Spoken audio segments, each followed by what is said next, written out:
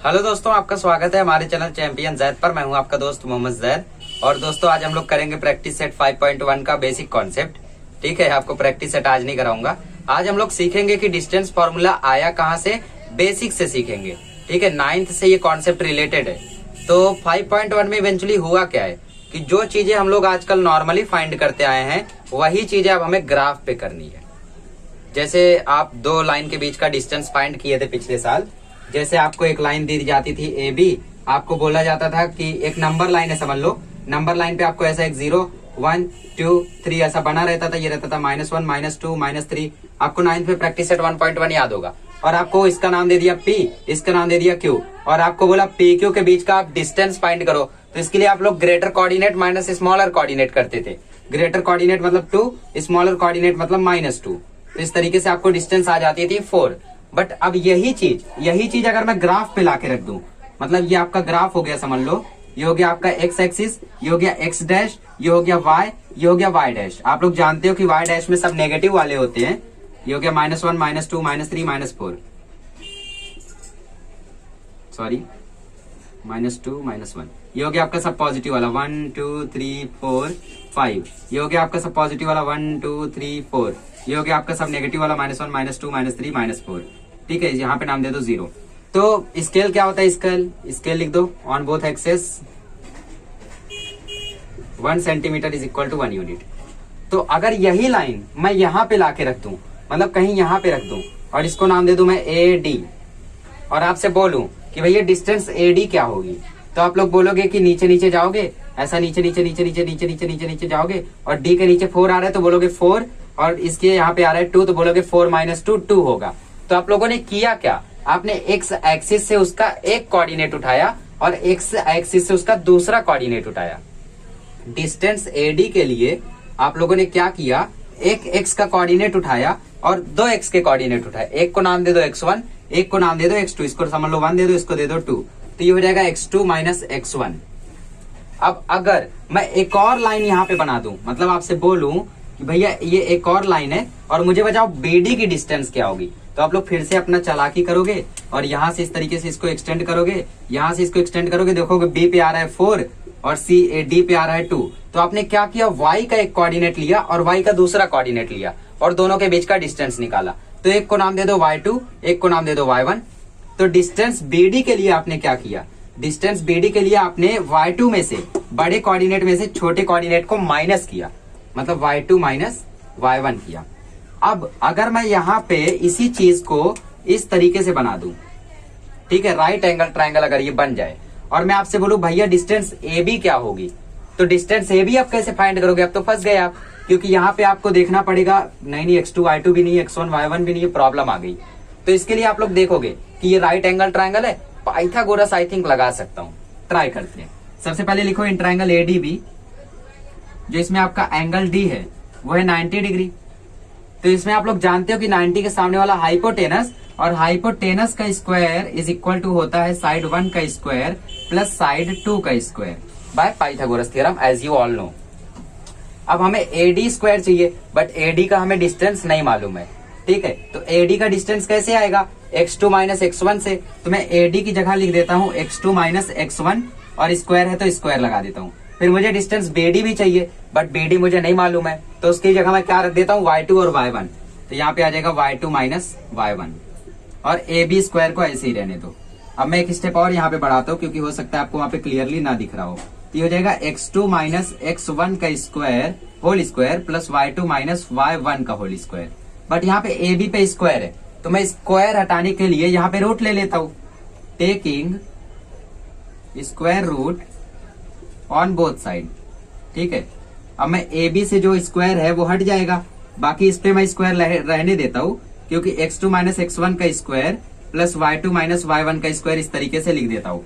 बाकी जब रूट हटाएंगे तो जब दोनों सॉल्व करेंगे तब वो अपने आप हट जाएगा। तो ये जो आपको डिस्टेंस AB मिला, यही होता है डिस्टेंस फॉर्मूला। ये क्या होता है आपका डिस्टेंस फॉर्मूला। और ये फॉर्मूला कैसे आया पता चला, पहले मैंने आपको एक नंबर लाइन बना के दिया, बोला इसका डिस्टेंस फाइंड करो, तो आपने ग्रेटर में से स्मॉलर को माइनस किया। यही लाइन को मैंने यहाँ उठा के रख दिया, तो आपने क्या किया, एक्स के एक कोऑर्डिनेट में से दूसरे कोऑर्डिनेट को माइनस किया, मतलब x2 - x1। फिर मैंने आपको एक और लाइन दे दी यहाँ पे, बोला इसको फाइंड करो, तो उसके लिए आपने y के बड़े वाले में से छोटे वाले को माइनस किया, मतलब y2 माइनस y1। फिर मैंने आपको एक टेढ़ी लाइन दे दी और आप टेढ़े हो गए कि इसको कैसे फाइंड करेंगे। फिर आपका दिमाग में बिजली चमका कि यहाँ पे 90 डिग्री है तो पाइथागोरस लगा सकता हूँ। पाइथागोरस से आप लोगों को मिल गया डिस्टेंस फॉर्मूला।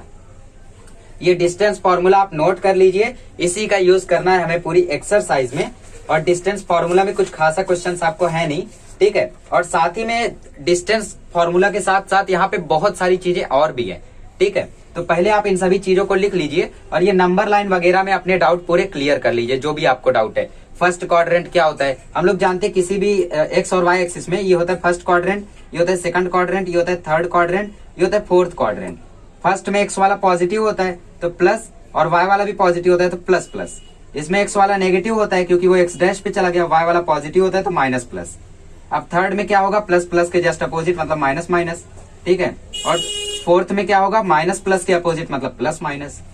देखो ना, वाई इसमें एक्स इसमें प्लस होगा तो प्लस, वाई इसमें नेगेटिव होगा क्योंकि वाई डैश है तो नेगेटिव।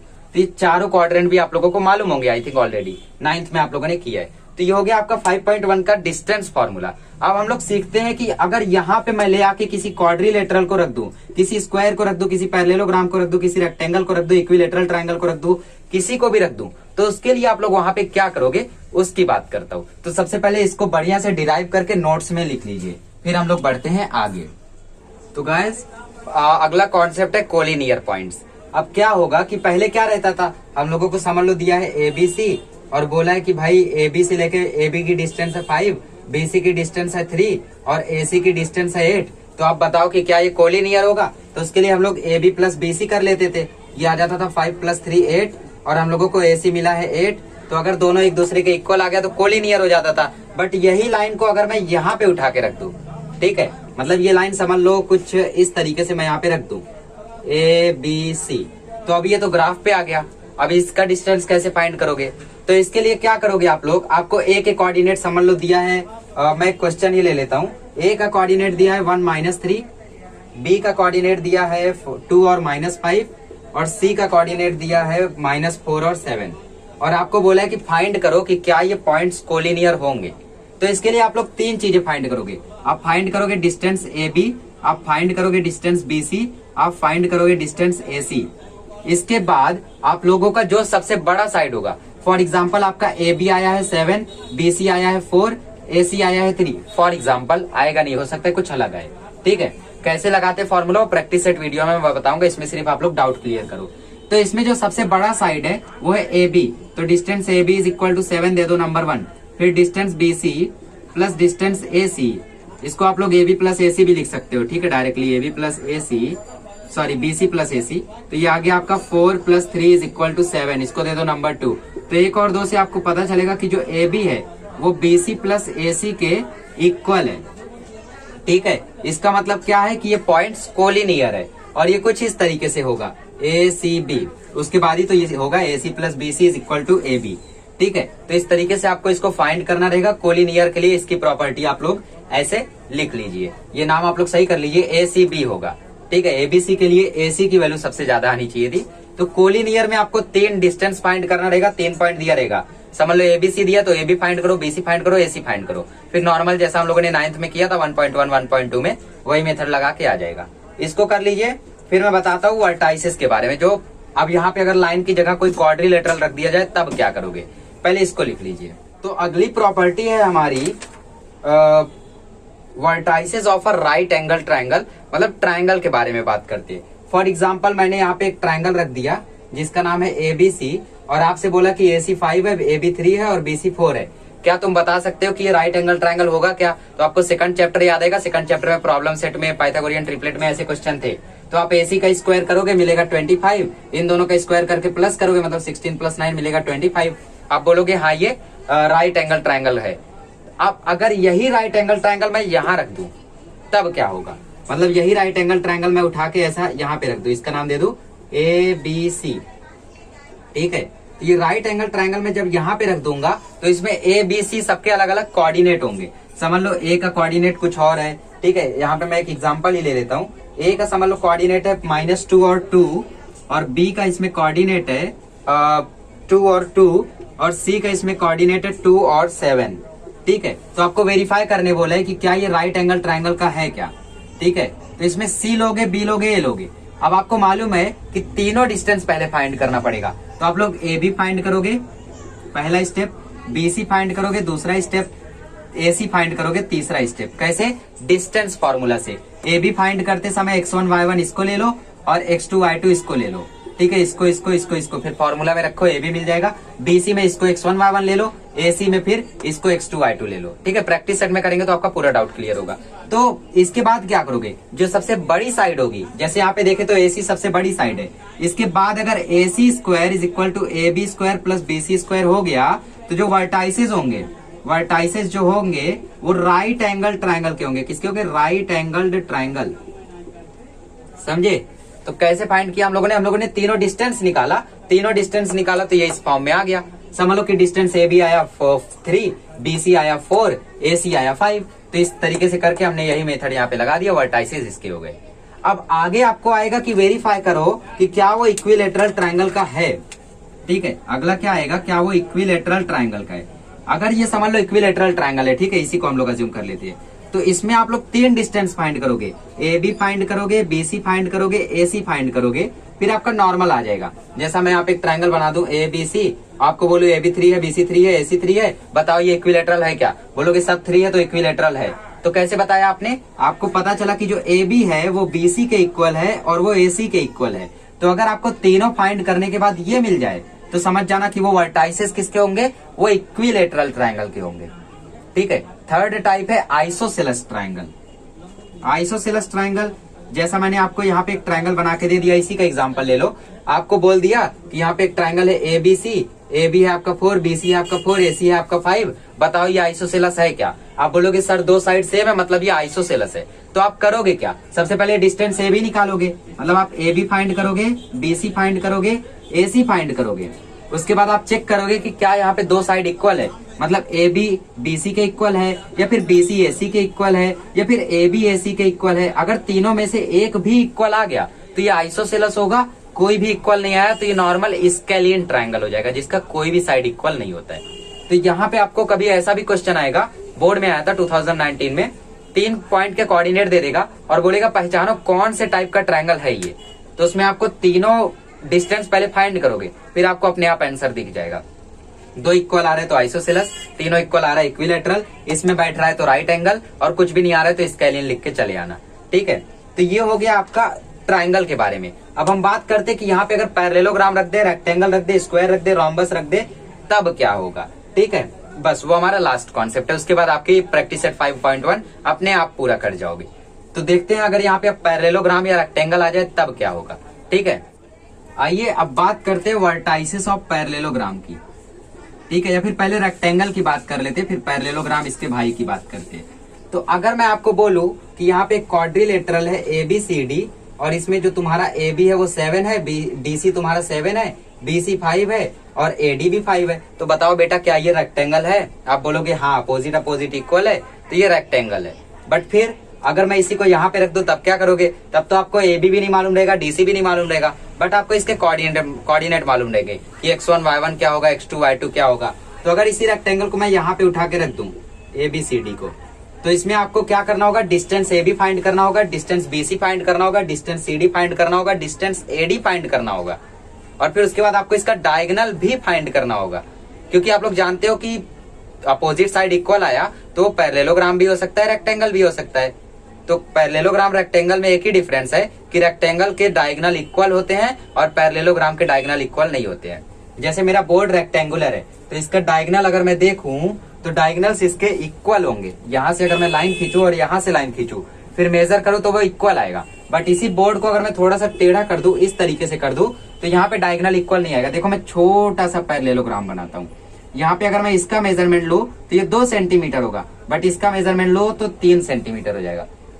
तो डायगोनल का पैरेललोग्राम का डायगोनल इक्वल नहीं आएगा, बट रेक्टेंगल का सब इक्वल आना चाहिए। तो इसमें आप फाइंड करोगे AB, फाइंड करोगे BC, फाइंड करोगे CD, फाइंड करोगे AD, फाइंड करोगे BD, फाइंड करोगे AC। ठीक है, इस तरीके से ये 6 चीजें फाइंड करने के बाद आपका जो ए बी है वो सी डी के इक्वल आना चाहिए, आपका बी सी है वो ए डी के इक्वल आना चाहिए, आपका ए सी है वो बी डी के इक्वल आना चाहिए। ठीक है, अपोजिट साइड्स और ये डायगोनल्स, अगर ये सब कंडीशंस मैच हुई तब उसके बाद जो आपका क्वाड्रिलेटरल एबीसीडी है वो हो जाएगा रेक्टेंगल। उसके बाद वो हो जाएगा रेक्टेंगल, तो आप लास्ट में लिख सकते हो कि these are the vertices of the rectangle. अब बात करते हैं पैरेललोग्राम की, वर्टाइसेस ऑफ पैरेललोग्राम। अब इसी ग्राफ में मैं अगर पैरेललोग्राम उठा के रख दूं, मतलब इस तरीके से कर दूं, तो ये पैरेललोग्राम बन जाएगा। ठीक है, तो ए बी सी डी, अब इसमें क्या होगा, एक ही डिफरेंस होगा कि ये डायगोनल इक्वल नहीं आएगा। तो इसमें आप लोग ए बी फाइंड करोगे, बी सी फाइंड करोगे, सी डी फाइंड करोगे, ए डी फाइंड करोगे, ए सी फाइंड करोगे, बी डी फाइंड करोगे। इतनी चीजें फाइंड करने के बाद ए बी सी डी के इक्वल आएगा, ए डी बी डी के इक्वल आएगा। ठीक है, ये क्या है, ये अपोजिट साइड है। और बट जो आपका ए सी होगा वो बी डी के इक्वल नहीं आएगा, और ए सी अगर बी डी के इक्वल नहीं आया तब वो क्वाड्रिलेटरल हो जाएगा, पैरेललोग्राम इज अ पैरेललोग्राम। और फिर लास्ट में लिख देना कि वर्टाइसेस देयरफॉर ये पैरेललोग्राम के। तो आपको डिस्टेंस सबका निकालना है, अगर डायगोनल भी इक्वल आ गया तो रेक्टेंगल है, और अगर डायगोनल इक्वल नहीं आया तो पैरेललोग्राम है। अब स्क्वायर हुआ तो क्या होगा, हर एक साइड इक्वल आएगी, रोम्बस हुआ तो हर एक साइड इक्वल आएगी, बट डायगोनल इक्वल नहीं आएगा। तो अब इसके बाद जस्ट वही देख लेते हैं और फिर हमारा वीडियो खत्म। ठीक है, थोड़ा सा लंबा है बट आपके लिए बहुत ज्यादा नॉलेजेबल है, तो इसको पहले कर लीजिए।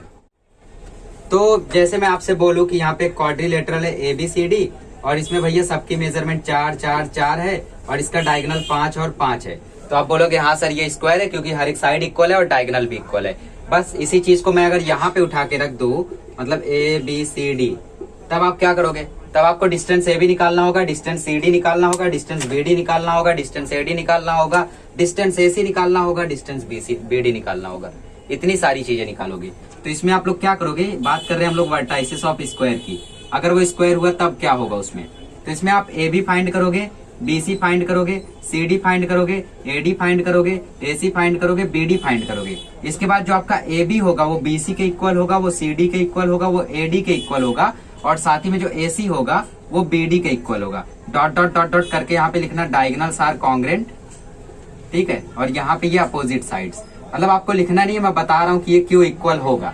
तो अगर ये दोनों चीजें आपको मिली तो वो क्वाड्रिलेटरल हो जाएगा square, therefore quadrilateral ABCD is a square. और चूंकि ग्राफ में बना है इसलिए आप लोगों को डिस्टेंस निकालना पड़ रहा है, वरना सिंपली हम लोग इसको कर सकते थे।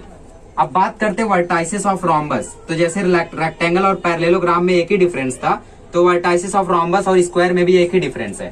मतलब इसमें भी आप लोगों को निकालना तो वही सब है, मतलब ए बी निकालोगे, बी सी निकालोगे, सी डी निकालोगे, ए डी निकालोगे, बी डी निकालोगे, ए सी निकालोगे। ठीक है, ये 6 चीजें निकालने के बाद जो ए बी होगा वो बी सी के इक्वल होगा, वो सी डी के इक्वल होगा, वो ए डी के इक्वल होगा, बट डायगोनल इक्वल नहीं होगा। मतलब इसी को अगर मैं रोम्बस में कन्वर्ट कर दूं, मतलब इस तरीके से, ये हो जाएगा ए बी सी डी। तो इसमें अगर आप मैं रोम्बस दिखाऊं, रोम्बस में ये साइड कम होगी, ये साइड ज्यादा होगी, तो इसमें आपका जो ए सी होगा वो बी डी के इक्वल नहीं आएगा, देयरफॉर जो क्वाड्रिलेटरल एबीसीडी होगा वो हो जाएगा रोम्बस। तो इससे आपको ये समझता है कि अपोजिट साइड इक्वल आया और डायगोनल भी इक्वल आया तो वो रेक्टेंगल होगा, अपोजिट साइड इक्वल आया, डायगोनल इक्वल नहीं आया तो वो पैरेललोग्राम होगा, और अगर वहां पे चारों साइड इक्वल आई, डायगोनल भी इक्वल आया तो वो स्क्वायर होगा, चारों side equal I but diagonal equal नहीं आया तो वो रोम्बस होगा। मैंने पहले पैरेललोग्राम लिख दिया था क्योंकि मैं उस समय पैरेललोग्राम बोल रहा था। ठीक है, तो डिस्टेंस फॉर्मूले में आप लोगों को इसीलिए जरूरत है क्योंकि आपको A B B C C D A D ये सब कहाँ से मिलेगा, वहीं से मिलेगा। तो पहले बेसिक कर लो, इन सभी चीजों को नोट्स बना के लिखो। 8 पेज लगेगा इसमें। एक पे लिखो वर्टाइसेस ऑफ पैरेललोग्राम, ग्राफ बनाओ, पैरेललोग्राम को रखो, फिर लाइन से लिखो कि डिस्टेंस ए बी फाइंड करेंगे, बी सी फाइंड करेंगे, सी डी फाइंड करेंगे, नंबर 1 नंबर 2 नंबर 3 ऐसा देते जाओ, और फिर अपना पूरा नोट्स बना लो। फिर अगला वीडियो देखो प्रैक्टिस सेट 5.1 का, उसमें आपका जो 70% इससे हुआ है वो 100% हो जाएगा। तो करते रहिए इसी के साथ। अगले लेक्चर में मिलेंगे तो हम लोग 5.1 कंप्लीट करेंगे सिर्फ एक वीडियो में। ठीक है, मिलते हैं अगले लेक्चर में।